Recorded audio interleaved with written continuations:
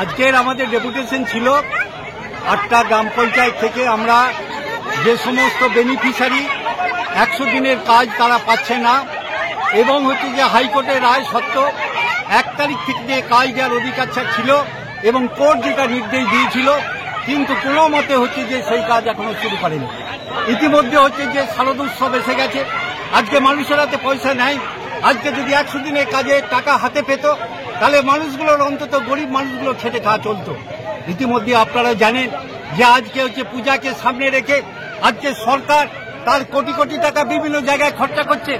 আর এই যে সমস্ত যাদের উৎসব হবে এই গরিব মানুষ, তাদের ঘরে অন্য নেই, তাদের ঘরে আজকে 10টা টাকা নেই, তার বাচ্চাটাকে নিয়ে একটা নতুন জামা কাপড় কিনে আগামী দিনে শারদোৎসবটা তারা পালন। আজকে দেখলাম যে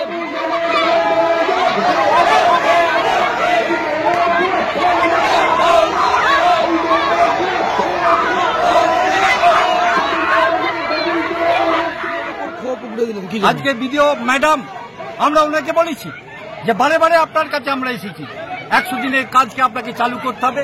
কোথা থেকে আপনি চালু করবেন আমরা জানি না। আপনারা যখন চেয়ারে বসে আছেন, এ কাজ আপনার দিকে করতে হবে। এ কাজ তো দায়িত্ব আজকে জনসাধারণের নয়। আজকে ম্যাডাম সেই জায়গাতে দাঁড়িয়ে আজকে এত জনগণ দেখে আমাদের কাছে ভয় খেয়ে বললেন, দেখুন জোরাত করে আপনার কাছে আমরা অনুরোধ করছি, আমি এত জনগণের সামনে যেতে পারবো না। আপনাদের যা যা সমস্যা আছে সেই সমস্যাগুলি আমি আমার ঊর্ধ্বতন কমিটির কাছে জানাবো এবং নিষ্পত্তি করার জন্য আমার সাধ্যমতো আমি চেষ্টা করে যাব।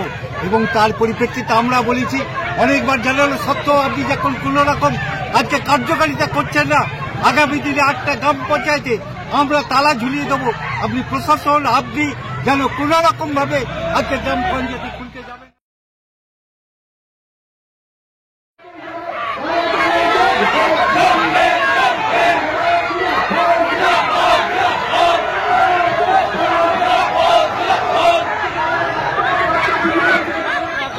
থেকে রায়না 2 নম্বর ব্লকে আমরা বিডিও অভিযান করেছি।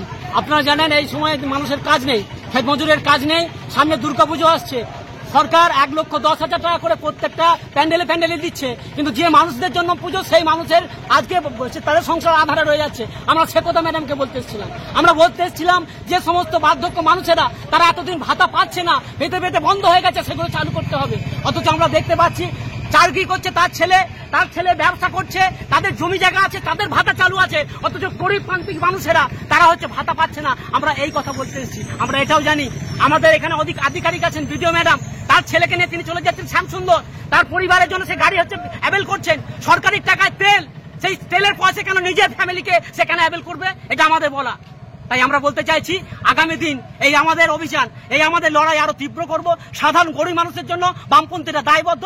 আগামী দিন আমাদের আরো লড়াই চলবে এই চোরের বিরুদ্ধে, এই অপকর্মের বিরুদ্ধে, এই দুর্নীতির বিরুদ্ধে আমরা সারা জীবন লড়াই চালাবো। তাতে আমাদের যা হবে, আমাদের হারাবার কিছু নেই, জেতার জন্য আছে আমাদের গোটা বিশ্ব।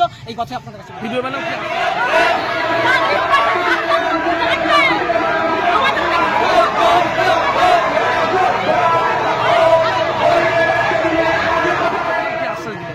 বললাম আমি আপনার আমার আইনে যেটুকু দরকার সেটা করবো। এখন কোনো রিক্রুটমেন্ট হয়নি, রিক্রুটমেন্ট হলে আপনি নতুন করে বার্ধক্য ভাতা চালু হবে এবং যেগুলো বন্ধ হয়ে গেছে সেগুলো বন্ধ হয়ে যাওয়ার যে আমরা ফর্ম দিয়ে এসেছি, তিনি এগুলো রিক্রুটমেন্ট করার ব্যবস্থা নেবেন, এইটুকু আমাদেরকে বললেন। আজকে আমাদের